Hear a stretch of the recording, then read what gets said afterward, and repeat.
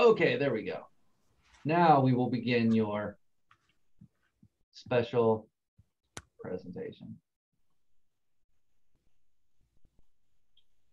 So, Alexandra, and anyone else watching this video, we're going to talk about a few things here, including, but not limited to, some important information, a few dates and things like that. We're going to talk about your admissions portal as opposed to your MyPlattsburgh portal, because these are different things and they're needed at different times. And we're just going to clarify that because we've had some questions about that recently. We'll talk about some visa information, some COVID-19 efforts. I know we're all sick and tired of COVID-19 and talking about it, but I get emails almost every day asking about certain policies and things. We'll talk about some housing information, making some travel arrangements, what to expect during your orientation, and hopefully Tanae can maybe shine a little bit of light on that, as well as the city of Plattsburgh. Maybe Tanae can shine a light on that too. And we'll talk about some packing information, and then how to kind of stay in touch over the summer. So, and then Alexandra, if you have any questions, feel free to ask. So a couple of important things. Our deposit deadline is May 1st, which is right around the corner. When is that? Friday? Monday? Saturday. Okay. So yeah, that's coming up soon. I can't believe it's already May. I can't believe it's my birthday already. I can't believe I'm 40 years old. Oh my goodness. We're planning on more face-to-face education in classes. Like that's what we did this semester. That's what we're going to do in the fall. You know, it took us a while to really catch a stride and figure out how to do all this stuff, just like everyone else. I mean, this was brand new to us when it happened. But now we've done it twice already, and we've done 2 semesters this way. So we've learned a lot in the process, and I think we're much better prepared than we were this time last year. In fact, we're even having birthday parties in person now. So, you know, we've come a long way. Mm-hmm. So we are planning for face-to-face. That's not to say there are not online options also available. You may have gotten an email from us asking your plans. If you haven't, you will get one soon. Our fall 2021 schedule is looking like this. The residence halls will open on the 22nd. Orientation is the 24th to the 28th, and the first day of classes are the 30th, and this is all in August. We understand that you, the student, are coming from another country. So you have to plan accordingly. Your residence halls will be open. We'll have rooms for you when you arrive, and we'll talk about your arrival stuff here shortly. So the admissions portal and the MyPlattsburgh portal. I will ask Jade to explain that a little bit, if you don't mind. Yes. So the admissions portal versus your MyPlattsburgh portal, they're very, they're similar, but they're also very different. So the admissions portal is like your pre-acceptance portal. That's like before you pay your deposit. That's what you use while you're still applying and you're signing up for webinars like this one, or, when you actually get to pay your deposit. Your MyPlattsburgh portal is when you've paid your deposit and you're here in Plattsburgh, like ready for classes. So this is what you're going to use for the rest of your college career. This is going to help you find like your grades, how to sign up for classes, any credits. And it also gives you access to other tabs like Moodle, which is a website that professors use often just to like put in some homework or like grades or tests. It's just like it's like the online class, but just where everything is for them. And then DegreeWorks, where you can see the classes you've taken, the credits you've earned, and then Cardinal Star and other tabs that help you just figure out like if you want to make an appointment with someone specific, or if you want to find jobs. You can also find jobs through the MyPlattsburgh portal. So it's just something you're going to be using for the rest of your college career here. Yeah, and so Tanae, I assume you went through the admissions portal before you were a student here, correct?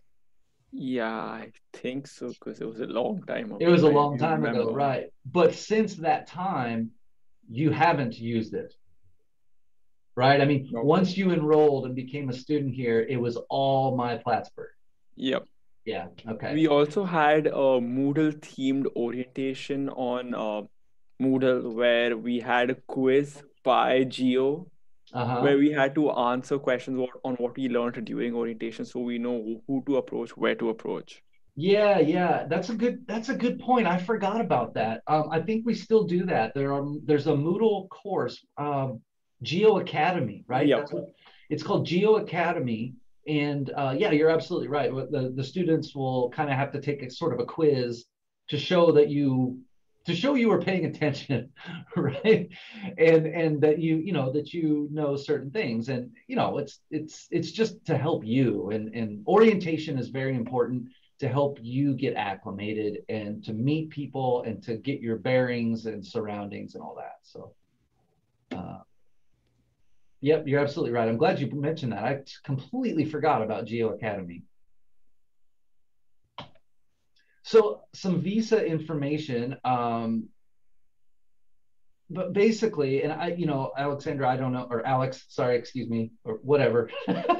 You can call me Peter or Pete or whatever you want to call me too. So, um, anyway, when we send you your I-20, and I'm pretty sure we have sent you an I-20 because I would have created that I-20. That's right. Yep, okay. And you could receive it digitally and physically. Both are the same thing. And when you receive an email from us with your I-20 CVIS number and school code, like this is very important. So you'll need to schedule an appointment with an embassy using that CVIS number and that school code. So that's the first step. When you receive that document, sign up for uh, a visa meeting, an appointment with the embassy. Now, we understand that many embassies are closing, or they have been closed. We hope that some will reopen. The trouble with all of this is that we just don't know what's going to happen next. Things just keep changing. Um, but we're prepared for that. And like I said earlier, we've done a pretty nice job of rolling with the punches and addressing whatever needs to be addressed. So, you know, when you receive that email with the CVIS number and the code, you need to sign up on the embassy's webpage or whatever for an appointment and pay your CVIS fee. This is also very important to and then print out that receipt because you'll need to show the I-20 document, the letter from us, and the CVIS payment receipt. You'll need to show those to your visa appointment. So make sure you have all of that stuff. And it will tell you, it will remind you all of this when you schedule the appointment. Okay. Um, yeah. So that's pretty much where you are, I think. Have you done these steps yet, Alex? Yeah, I've actually scheduled my appointment Okay. quite recently. Awesome. I That's have great. it mid-June, which I think is good timing. It's not, Yep. yeah. Yep. As soon as you can. I mean, do it as soon as you can, Yeah. and you'll get that When I visa. started the whole process, the closest available one was like May 19th, but Uh-huh. yeah, after a couple of days, I guess everyone went grabbing at them. Yeah. Yeah. I mean, they're good. Yeah. Do it as After a soon as couple you of can. days, I Do it could as only get one in June. Yep. Well, that's great though. That's totally fine. I mean, June is Yeah. a okay. So Okay. when you get that, um, yeah, it sounds like you're right on schedule. Some students, like in India, for example, a lot of the embassies are closing and it's very difficult for them. They can't take their final examinations right now. It's a complete mess. It sounds like things are a little easier to navigate in Malaysia, and that's great. Um, but yeah, it sounds like you're right on schedule. So we don't need to talk much more about that. Um, how we're coping with COVID. This is what we started doing last year when this all happened, but remote study. As you can see, Tanay is in Dubai right now. He went home when all of this happened, and he's been studying remotely. We have a number of students studying remotely. Uh, we have online library resources, computer lab resources, um, other special arrangements for international students. I know my intern last year, she's from Japan, and she had to go back to Japan, but she was still able to stay in touch with her professors. They were very accommodating with the time zone differences and things like that. And it's okay, it's all okay. Like a lot of students really freak out, I think, that they're going to miss out, or things are going to be much more difficult and all that. And yeah, I mean, of course it's going to be difficult, but you need to understand that we're going to work with you. I mean, we understand these circumstances and that it's not normal, and that you're concerned, and the professors know that, we know that, everybody knows that. And so, try your best to relax and calm down, and we'll meet you wherever we need, whatever we need to do. It's going to happen. So it's okay. We've created one-on-one online advising sessions. We can email you your I-20 documents. A lot of things like this, these information sessions, webinars, things like that. So we've done what we had to do. And if there's anything more we can do for you, like, don't hesitate to reach out. Do you have anything to add, Jade? No, I think you've basically said everything. Yeah, okay. Campus rules and regulations. So, like I said, this just keeps changing all the time. There's lockdowns, there's quarantines, the lockdowns open up. Airports open, airports close, embassies open, embassies close, vaccinations come, new variants of the virus come. United States changes governments. Like, there's all kinds of just crazy things that affects stuff, and it's very difficult to know what's going to happen next. So what I suggest is to pay attention to this tab here on our webpage. This is a screenshot of our homepage, and you can see on the top there the COVID-19 campus updates. So this is where I get my information, right? Jade, this is where you get your information. This is where we all get our information about what's going on here on campus, and what policies are being updated or changed or whatever. So my advice would be for you and your family to stay updated on that. Like, check it regularly. If you have questions about a policy or about something, you can absolutely ask me or Jade or anyone. But look here too. I mean, this is where we're going to look. So, let's all kind of look at this together. And if you need clarification, let us know, and we'll be there to help clarify things. Jade, I'm going to let you talk about this quarantine thing, because the last time we did it, I was all over the place. So Jade is going to talk to you a little bit about our quarantine policy. Yes. So for the school, as of right now, so like Peter said, it can change, and a lot of things are continuing to change. But as of right now, you when you get here, you will need to quarantine for about 4 to 5 days. And after those 4 or 5 days, you can opt out by, like, you can show proof of vaccination or a negative test result. And then that will get you out of quarantine. And that's the same rule for New York State. It's the same exact rule. So it'll be like 4 or 5 days you're quarantined, and then you get to show that negative test result.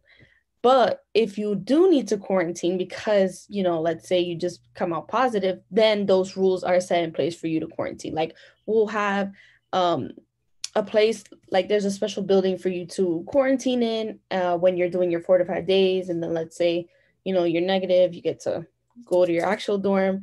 But if you have to stay there, you're allowed to stay there, but you will need to stay there. And there's New York State rules for quarantine, which we'll get into in the next slide. Right. And also, like, I mean, keep in mind, the name of our university is SUNY Plattsburgh. SUNY stands for State University of New York, which means we have to play by the rules that the state gives us. So that's the connection there. Exactly. And so this is just the New York State quarantine rules. So, let's say you do, try to opt out, but you can't because your test result does come back positive. You'll just have to quarantine and stay in quarantine. You'll be in that room. People will bring you food. You can't have visitors. You won't be really allowed to go out much. And, just making sure that you're taking care of yourself and, doing the things that you're supposed to so you can get better. I was going to say something too about, oh my gosh. See, this is what happens when you get old, Jade. When you become my age, you forget these things. I was just going to say something. Was it about the quarantine? It was about vaccinations. Oh. Is that, when vaccinations are available for students here, right, Jade? Mm-hmm. And I know when I was there getting my second shot, when did I do that? Maybe 2 weeks ago. I saw some of our international students there at the vaccination site. So, come here and get a vaccine. So housing, Alex, have you paid your deposit yet? Yes, I have. Okay. Have you signed up for housing? Yes. See, you have paid a deposit, you've signed up for housing, you've gotten your visa appointment, you're ready to go. You are ready to go. So we don't need to discuss this too much, but you already did it, right? So could you tell me, like, was this a smooth process for you, or did you have any trouble, or? The only trouble that I did kind of have was, so I submitted the housing application, but it's still marked that I haven't. Uh-huh. And it was showing up in the emails that they send me, your enrollment checklist, that one. One of those kinds of emails. Uh-huh. So yeah, it shows up as has that been resolved? I think it has. Okay, well, check and let me know. If it hasn't been resolved, chances are that just that housing isn't ready yet. I mean, as simple as that sounds, it's still pretty early. But if that's the case, still, it should show up. It should be in the system. So check it, and if it's not, let me know, and we'll send an email to housing and explain to what's going on. So if you do, or if you are in this process, for anyone else who's listening, if you are in this process and if something like what Alex just described happens to you, email housing, and that's housing, HOUSING at plattsburgh.edu, and just tell them what's happening and they will figure it out. Or email me and say, Peter, what's going on? And I will email housing and say, hey, what's going on? So either way, CC me on the email or just email me directly or whatever, and we'll figure it out. Here are some of our residence halls again. We threw some photos on here to get you excited about it. This is where you'll be living. So yeah, I think it's pretty neat to check those things out. And Alex, which dormitory did you choose a preference for a building? I don't think I did. I'm fine with just anything. Fine with whatever.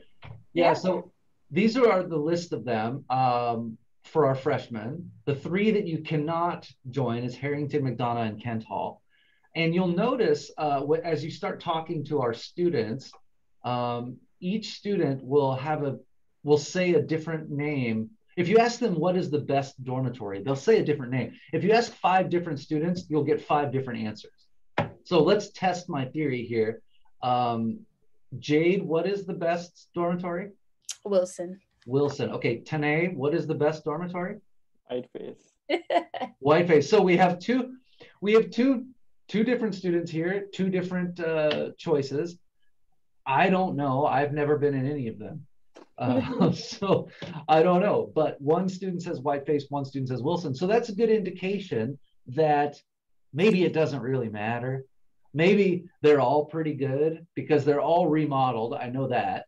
So they're all good. They all have the same amenities. They all provide things. And really, it's not where you are that's important. It's who you're with and how you make the most out of the situation and the opportunities that really create it. So that's great. I'm glad that students support their dormitory, right? I mean, that's great. You own it. It's your dormitory. You live there, right? So that's cool. Yeah. Anyway, Making travel arrangements. Alex, have you started this process yet, or it's a little early, I know. Yeah, I haven't. Okay. Yeah, Yeah, I haven't even been like looking at flights because those things change. they And I do don't really have my change. visa yet. Yeah, they do change, and but getting a ticket early is cheaper. Definitely. Someone's But looking at my visa. yeah, but Oh. it is quite early. But I don't know. You could start looking, I think. And my advice to you would be Plattsburgh or Burlington. Montreal, we can't pick you up in Montreal anymore because the border is closed for I don't know how long. So I don't think I would be able to get there. I would need a separate visa for Canada. exactly, you would need a second visa. Plus, I don't think I can pick you up. So we would need you to come to Plattsburgh or Burlington. So my advice would be to look at Plattsburgh first because it's just more convenient for you and for us. But it could be a little more expensive. So also take a look at Burlington and cross check them. Look at the price, look at the time of arrival, and things like that. Burlington is a bigger airport, so there will be more flights, and it might be a little more convenient for you if you don't mind, an hour in the car driving to Plattsburgh. Um, but we need to know where you're going to go. So look at both of those, cross check them, find the best financial situation and the best timing that fits you, and let us know. So how do you let us know? We have a arrival information form, and this is very important for you to fill out. So I'm sure Tanae, you filled out one of these before, right? Yep, I did. Yep. And it takes what? Just a couple of seconds, probably, just putting in your what flight time and number and all that. Yep. Yep. And you would submit that to Geo. And this is really important so that we know when to pick you up. We need to know when to get you and where to get you so we can make the proper arrangements. And really, you just need to get on the plane and arrive, and we will be there to pick you up at the airport, and we'll bring you here and all that stuff. So no problem. Tanae, did you have any trouble with this part, with the information form or any of that? Not at all. Yeah, not at all. It should be pretty smooth. We've got this down like clockwork, I think. So yeah, that's good. So you fly to Plattsburgh or Burlington. I will probably come pick you up. You'll be super tired and exhausted from traveling for a day and a half. But you'll see me and I'll wave you down and I'll put you in the van and I'll drive you to Plattsburgh and you'll fall asleep in the van. And I will take you to your quarantine room and I will take care of everything. But then orientation will start. And Tanae, you were in an orientation in person before. Yeah, I'm in this picture. Oh, you are? Tanae is in this picture. Hold on, let me see. I did not know that. I'm looking for you, but I don't see you. Can you give me a clue? I think I found it. Top left. Top left. Top left. Oh, that's you. You're so The young. third person. Yeah. You're so young. Well, that's awesome. Okay, Tanae is in this photo. So he was here at this orientation. Could you brief summary of your orientation? Okay, so when I got there for my orientation, I was pretty anxious and I honestly did not know what to do. I did not know anyone over here, but orientation actually made me feel comfortable because they took us to the bank. The first day we had gone to some restaurants and we had food and they briefed us about Plattsburgh and showed us all the interesting spots on campus and off campus. And slowly and steadily, I was ready and I couldn't wait for university to start because it was an exciting journey. So put yourself in uncomfortable positions. That's what I would say. Yeah, also, yeah, I mean, that's a really good point that you are anxious, right? I mean, Tanae, had you been to the United States before? I did. It was when I was 8. Right, but when you were Yeah. 8, you were probably with your family, Yep. right?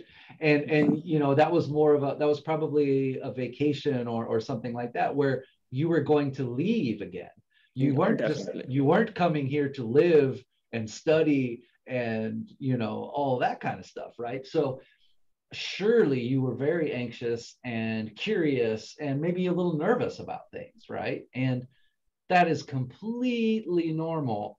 And that's why we have orientation, right? Is that we want to give you a head start to meet people. Like, look at all these people. Like, Tanae, you probably know most of the people in this photo, Yep. right? These were the people in your orientation. You probably still talk to many of these people, right? On a regular basis. And I said in the last webinar, I'm still friends with my cohorts when I was a student and I studied abroad, right? I still talk to those people, and that was in 2003, right? So the same with you, Tanae. I mean, these are going to be your friends for the rest of your life. I mean, this is the connections you've made, and that's a really neat thing. And that's why orientation is so important, because students are a little nervous, a little anxious. They don't know anyone, and culture shock is a real thing, and homesickness is a real thing, and jet lag is a real thing. I mean, look at Tanae. Tanae is still experiencing jet lag. I don't know how long you've been in Dubai, but my goodness, Tanae, it's 4 o'clock in the afternoon. And his sleep schedule is all messed up. So we know that that kind of stuff is going to happen, and that's the whole point of orientation, is to get you acclimated and show you opportunities available. So like Tanae said, they took you around the campus, they took you around the city, around downtown, setting up a bank account, right? Going to Target or Walmart or something to buy supplies, showing you where the buses are, all that kind of stuff. And it's a kind of a crash course, you know. It's 1 week that's very busy, full of activities, full of food, and friends and good times, and it's really fun for everybody. But it's and we're doing it in person again, you know, so that's even better. So what to expect? Tanae told you a little bit, and I said a little bit, but really, and I think Tanae and Jade will agree with me, the number one thing is getting to know your peers and fellow students, right? I mean, that has to be the most fun part of it. But in addition to that, like, you're also meeting your academic advisors, you're registering your courses. So it's really making this process real. You know, I mean, you are here. You can see the people, you can see the buildings, you're signing up for your courses, you're talking with the staff and the advisors and all that. And like, that's a neat thing really too, to plan your next steps. That's the point of the academic advisor, to plan the path you're on. And finally, again, like Tanae said, showing you around, taking campus tours, finding your classrooms, finding the dormitories and the dining halls and the ACC, you know, the downtown area, finding, I don't know, the pubs you want to go to, whatever. What was that? Finding geo, that's the most important resource. That's it. Thank you. Yeah, how did I not think of that? Finding geo, right? Because this is your home base, right?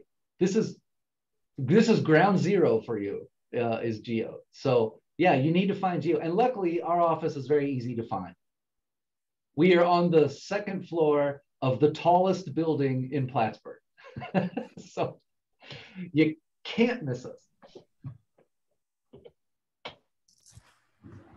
And we've talked about this before, but we have free shuttles, of course, that can take you around the city, and we'll show you where those are, but can take you to the shopping mall, to the grocery store and all that. So I always like, Tanae, what do you like the most about the area, like about Plattsburgh?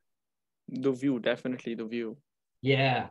And I was going to say, Alex, you are really lucky to be coming to Plattsburgh in the fall, because this area, the Adirondacks Mountains, and the Lake Champlain Valley. This is one of the most beautiful places in the world, and the world, mind you, not just the United States, but the world in the fall. It looks like a postcard. It's really incredible. And you can see in this photo here with this woman sitting on the top of the mountain, all of those trees in the fall will turn a different color. And it's really just breathtaking. So you're coming at the perfect time. And when you arrive here, everything will start changing. And about 6 weeks after you arrive here, everything will be absolutely stunning. And that's when you take photos and you send them home, and your friends and family get very jealous because you're in this very beautiful place. It's much better to arrive in the fall than it is in January. January gets a little cold, but there's a lot of fun stuff to do. The outdoors is definitely what makes Plattsburgh very special. Some packing information. I travel all the time. And when I say all the time, I mean all the time. So I have this stuff like burned into my memory. When I pack for something, I do it very quickly and I know what to bring and what all that stuff. Maybe you don't have such an idea, or you're a little nervous about it. But these are the things here on this slide that you must bring. I would highly recommend all this. Some of these are necessities. The first, of course, are important documents. Obviously, you need your passport. You can't get on the airplane without it, right? You're going to need a visa. That should be in your passport. If it's not, something has gone terribly wrong, and you need to figure out what's going on here. But you need to bring your I-20 document. You need to bring any identification cards you have, health insurance, proof of health insurance, that sort of stuff. All that stuff. Bring this stuff in your backpack. Okay, bring a backpack or a carry-on, like a purse or whatever it is that you have, where you keep your laptop and all that, but bring it with you. And Tanae, correct me if I'm wrong, but when you go through customs there, when you land in the United States and you go through customs, you're going to need to show the customs agent some of these documents. Is that correct? Yeah, it's kind of like a mini interview, the same thing you do in your embassy, because they ask you your purpose of visit and then they ask you why you here, and they basically do a mini interview of what you go through in the embassy with the documents. Yeah, so when you go to the embassy, pay attention. That's going to happen again. And just be honest. You're going to Plattsburgh to start school, and here's your I-20 that says that, and here's your visa and all of that, you know. Now, do not say, Alex, do not say that you are coming to the United States to find a very handsome American boy and to marry him and all that. Don't say that. Even if that's your plan, don't say that. Tell them that you're coming to study, okay? But bring that stuff in your carry-on and have it in your bag, because you will need to pull that stuff out. And don't put it in your suitcase where you have to dig around and, you know, take forever to find. Have it readily available so you can just pull it out, show it to him. He'll ask you a couple questions. Bam, you're on your way. Okay. Things like eyeglasses, contact lenses, of course. If you're like me, you cannot survive without your glasses. So bring those with you. Any medicine or prescriptions, make sure they're in the bottle that they come in. Don't just throw those in a bag that's not labeled. You know, if you have a prescription for something, have a doctor's note and have it in a prescription bottle. Chances are it doesn't matter. No one will even look at this. But just in case someone says, Tanae, what are these pills? And Tanae's like, you know, maybe they think Tanae is smuggling drugs into the country. Okay. You need to have it in the bottle that it's in, just in case. Okay. Just in case. We just don't want any unnecessary trouble. A backpack, of course. US dollars, it's a good idea because we do not take Indian rupees. Okay.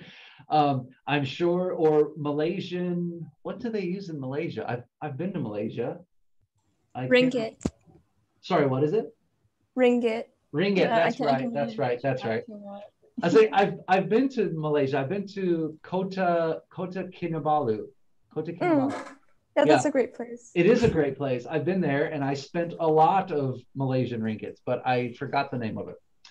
Anyway, you know, change your money in Kuala Lumpur or wherever you are, and you know, get some US dollars because you're going to need it.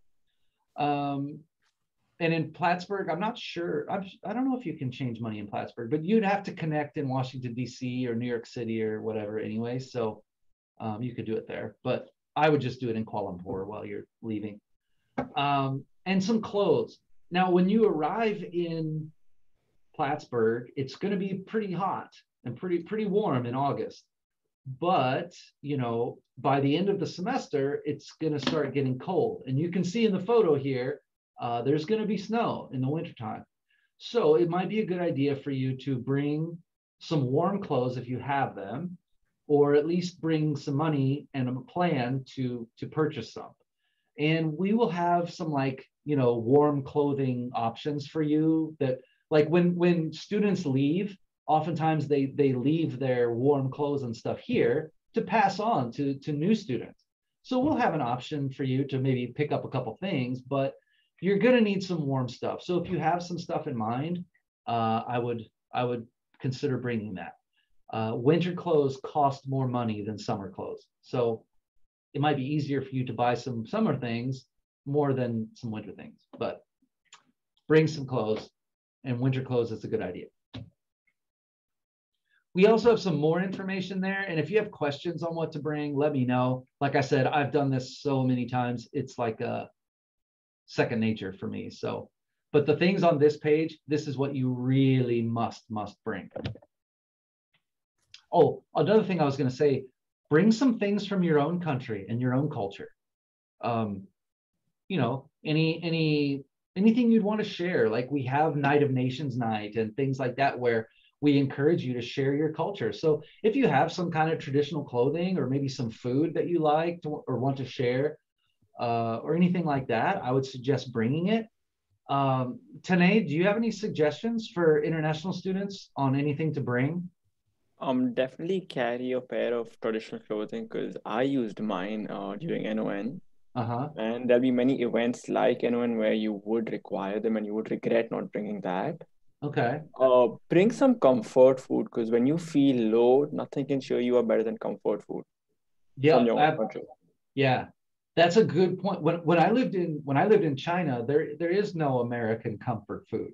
So when it came time for me and I needed something like that, it was very difficult for me to find. I wish that I had brought things sometimes. So that's a great point, Tanae. If there's something that you love from your own country or you know, wherever, bring that. Yeah, that's a good idea. And like, yeah, and bring some traditional clothing. That Tanae, you said you used it many times. And you know, I think you'd be kind of bummed out if you didn't have, you know, when everyone else brought something but you didn't. You're like, oh no. So and Alex, Alex, you're not native Malaysian. Yeah, I'm not from Malaysia. I just live here. I'm originally from Russia. But I mean, sadly, I don't have any like Russian traditional clothes. They're not like popular. They're not common to wear or own in Russia. But I do have Malay clothing. Well, that's great. I mean, anything like that. I do plan on bringing some stuff. Yeah, that's cool. Like, and I would imagine the climate in Malaysia is quite different from Russia. Yeah, eternal summer. Right, eternal summer compared to like Siberia, where I mean, I'm not from Siberia. I was born in Moscow, so it's not that, it doesn't get that cold. But yeah, the start of actually no, even today, my grandma sent me pictures of snow even now. Oh wow! Like it keeps snowing. Oh wow, that's crazy. But your accent is very American. Thank you. That's very interesting. Yeah. But you obviously speak English. Do you speak Russian too, I guess, right? Yeah, I do. Okay.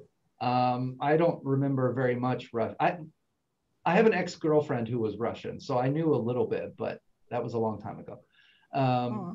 Do you speak Malay? or Chinese or any language from Malaysia? I don't really speak Malay. I would say I'm more proficient in like Manglish, which is like a blend of Malay and English. Like I would just totally sprinkle understand. some Malay words in my I speech. totally understand. I speak Chinese, but I'm fluent in Chinglish. So Yes. I understand your Malayish capabilities. Yes. That's funny. Right on. Yeah, and then not languages that aren't related. Yeah. I can speak Serbian. Oh, It's just like discount Russian. right. I've heard that. Yeah, they're both Slavic. So yeah. Yeah. No, I've heard about that. And some Japanese. And I've been Japanese learning it. too. Damn right. Wow, look at that's so you must really like languages, huh? Yes, I'm very much of a language and culture nerd. Yeah, I'm more of a culture nerd than a language nerd, but yeah, no, that's cool. Yeah, all that kind of talk gets me very excited. Yeah, I know. Well, this gets me excited talking about traveling and and cultures and things like that. Like, oh man, it makes me, I don't know, it turns me into a different person. But yeah, no, that's really cool. Tanay, how many languages do you speak? I speak two, Hindi and English. That's it. Oh, that's all. You only speak two, Hindi and English. Yep. Oh well. I mean, if English counts, then three. There you go. Oh well, Chinglish and Malayish count. So, of course. And Jade, do you speak Spanish, right? Yeah. Yeah, okay, I thought so. So we're all bilingual here on this call. Well, Alex is like quadrilingual or whatever comes after that. I don't know, but many lingual. Yeah, many lingual. There you go. So we asked some students in the last webinar about how they'd like to keep in contact, and several of them thought that kind of like a town hall meeting would be a good thing to do over the summer. So Alex, I don't know if you have any ideas on this, but we have our accepted students WhatsApp group now, but that's going to change. Now that like you are a perfect example because you're a deposit page, you're going to be enrolling soon and all that. So we're going to have a different WhatsApp group for you because you are going to be you're a student now. You're not just a student who's maybe going to come. You are coming here. So we're going to have that group for you, but we're trying to think of some ideas over the summer just to keep us all engaged. And it's just as much for me as it is for you because I enjoy this and I like to talk with everybody. So the idea is that maybe have some very informal town hall kind of a situation where all of our students from around the world will join us. And that means like not just new students, but current students too, like Tanay or Jade or Muskan or whomever to join us. Does that sound something, Alex, that you think you would like to be a part of? Or is there any other idea maybe that how could we keep in touch and in contact over the summer? Yeah, probably. I mean, if it involves maybe presenting a bit about yourself. Yeah, right. Like because, you. Yeah, if they're themed, then yeah, I would say those. Yeah, that's a good way to put it. Themed, and I'm gonna make a note too of introduction because that's a good idea. So that you kind of give you a head start maybe on orientation, like a head start on meeting your classmates and all that kind of stuff, right? Yeah. Yeah, and so that was what we thought, like a town hall that's themed, and it doesn't have to be about school, like you mentioned how you're a language nerd and a culture nerd. Like we could do something like that, like a focus on second language learning, or I don't know, just cultural aspects of your native country or something like that. I don't know. So yeah, that seems to be what students are talking about. And I think that that's a really good idea. So stay tuned for that. I'm gonna try to plan something for the summer. So, and if you have any themes, I think I'll reach out to you and ask if you have themes in mind or ideas or something that you might like to talk about. Oh, for sure. Food. That would be, what was that? Food. Food. Oh, of course, Yeah. of course. I mean, that goes without saying. Obviously, we would talk about food, but it'd be a neat way. Like if we had, if we gave some advance notice, like maybe some students could cook some food to show, you know, that'd On be neat. camera. Yeah, or like I mean, cook before, you know, cook 30 minutes before or something, so that we can all eat together or something like that. You know, like I don't know, that'd be a neat. I'm gonna write that down too. That'd be a Yeah, neat that'd be thing. interesting. Wouldn't it? Yeah. Especially if like students from all over the world, plus like our staff, like I'll join, I'll cook something. I mean, luckily you don't have to eat it, but I'll cook it. But yeah, that'll be fun. No, that's a good idea. I like the themed idea. So I don't know, Alex, are there any questions that you have for us